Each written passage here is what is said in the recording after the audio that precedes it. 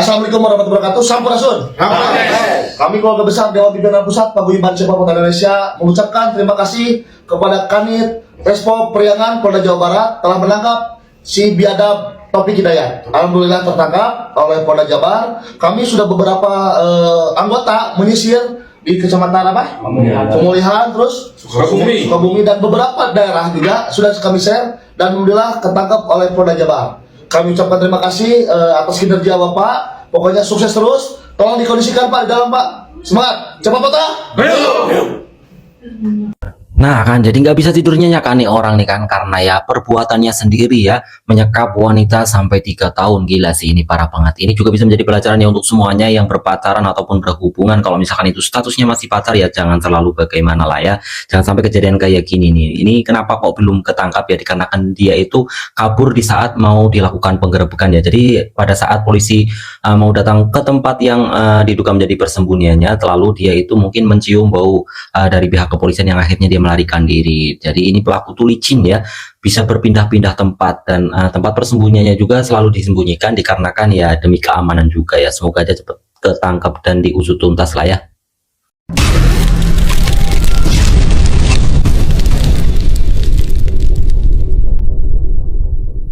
Bisa diceritakan aja dari awal gimana coba?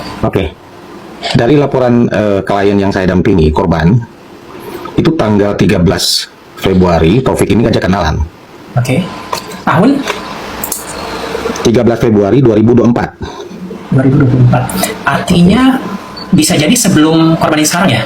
Tepat sekali, korban sekarang ini adalah orang setelah klien saya dibebaskan. Oh, wow. Oke, satu itu. Oke. Kedua, klien ini datang ke saya langsung pada hari itu, saya beri petunjuk untuk bikin laporan polisi ke Polda Jabar. Oke.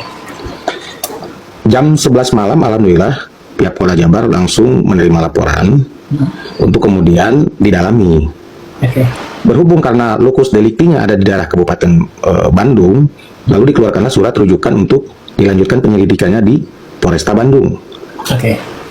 Kronologis, pelaku ini mengajak kenalan melalui aplikasi pertemanan, lalu kemudian klien saya ini yang tadinya itu memang kerja di Ciamplas, Kota Bandung, dia bilang kalau sekedar bertemu oke. Nah, ketika pertemuan pertama ini, dia merasa langsung diteror dengan todongan senjata api. Ke daerah Sapan sana, dia punya kontrakan atau kosan di situ. Nah, dia langsung menodongkan pistol dengan bilang, begini, kamu teriak pun di sini gak akan ada yang mau bantu. Wow. Nah, disitulah terjadi tindak pemerkosaan, di mana pelaku ini mengancam akan membunuh klien saya kalau dia tidak meladeni keinginan pelaku.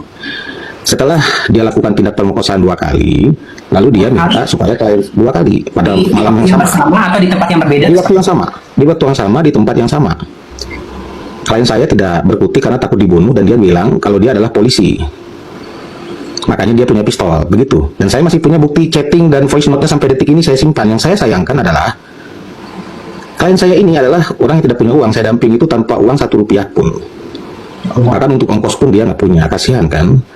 Nah, yang saya sayangkan itu prosedur di kepolisian itu terlalu rumit karena harus dikirim surat klarifikasi, undangan loh. Ini kan pelaku kriminal berat ini. Satu, diduga melanggar undang-undang darurat. Membongkar peran jejak transaksi online dalam penangkapan Taufik Hidayat, pelaku penyekapan wanita di Bandung. Pelarian Taufik Hidayat, tersangka kasus penyekapan dan penganiayaan terhadap seorang perempuan berinisial YTR di Bandung, akhirnya berhenti setelah aparat kepolisian berhasil melacak keberadaannya melalui jejak transaksi digital yang dilakukannya. Fakta ini menjadi kunci utama dalam pengungkapan lokasi persembunyian pelaku yang sempat buron selama beberapa waktu lalu. Jadi, bagaimana tanggapan kalian? Tinggalkan komentarnya di bawah. So guys, jadi ada kabar gembira kalau manusia berhati dakjal yang namanya si Taufik itu yang udah nyiksa pacarnya yang namanya Yuvita Tri Rezeki itu udah ketangkep. Ya kan, yang udah nyiksa pacarnya sampai bibirnya hilang, sampai digunting, sampai nyiksa, sampai matanya buta permanen, itu udah ketangkep. Tapi lu pada tahu nggak, pas ditangkap itu dia masih bisa cengengesan. Gila kali lu ya. Otak lu mana otak? Hah? Pak polisi, kalau kata aku mah ya, kalau kata aku gitu ya, jangan ditangkap begitu doang Pak. Coba deh, dia yang harus bisa ngerasain ya.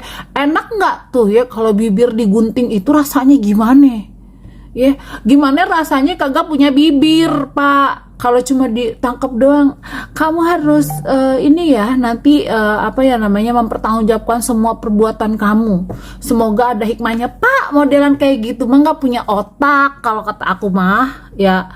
Dan ditangkapnya tuh kayak sini bibir kamu saya gunting gitu, Pak, harusnya. Atau mata dicolok, mau nggak mata?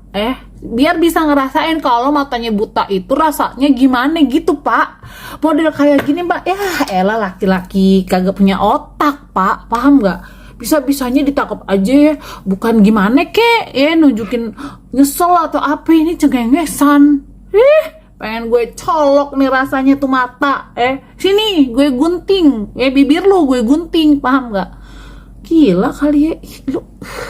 Menurut informasi dari kepolisian dikutip dari Viva Rabu 24 Juni 2026, keberadaan Taufik mulai terendus setelah penyidik menemukan aktivitas transaksi belanja online yang mencurigakan. Dari data itu, aparat kemudian menelusuri pola pergerakan digital pelaku hingga mengarah ke wilayah Majalaya, Kabupaten Bandung.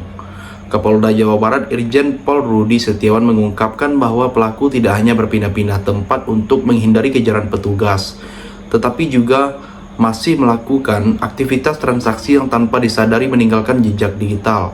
Dari sinilah penyidik memperoleh petunjuk penting mengenai lokasi keberadaan Taufik. Data transaksi tersebut kemudian dianalisis dan dipantau secara intensif oleh tim kepolisian hingga akhirnya mengerucut ke sebuah titik di Majalaya. Setelah dilakukan penyelidikan lapangan, petugas langsung melakukan penangkapan tanpa perlawanan berarti. Jadi, bagaimana pendapat kalian? Silahkan tulis komentarnya di bawah. Udah pada lihat belum tuh berita tentang cewek yang disiksa sama cowoknya tuh di Bandung? 3 tahun disekap, bibirnya digunting, sampai hilang itu hidungnya separoh, matanya buta. Bayangin. Belum lagi data pribadinya dipakai buat pinjol katanya. Terus belum lagi HP-nya, motornya dijual, duitnya, tabungannya. Belum lagi BPJS Ketenagakerjaan, total kerugiannya semuanya mencapai 50 juta lebih.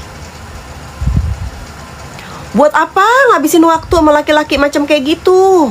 Kalau kata gua nih perempuan, daripada ya nyari laki-laki random karena kesepian, mendingan lu kesepian daripada lu menghabiskan waktu sama cowok yang salah. Selain rugi materi, lu rugi semuanya. Fisik lu, batin lu, waktu lu. Ngapain? Wasting time. What for? Buat apa?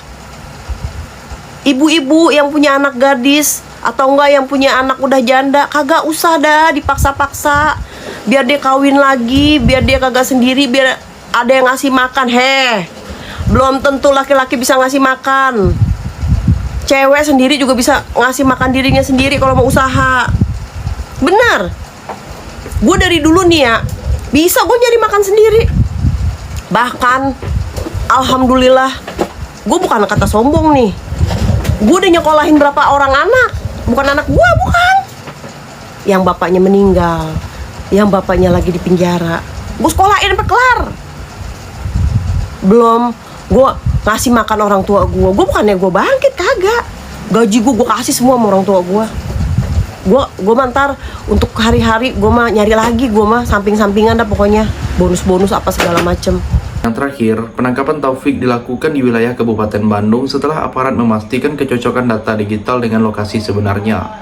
Sebelumnya, pelaku diketahui masuk dalam daftar pencarian orang dan terus berupaya menghindari pelacakan dengan berpindah-pindah lokasi.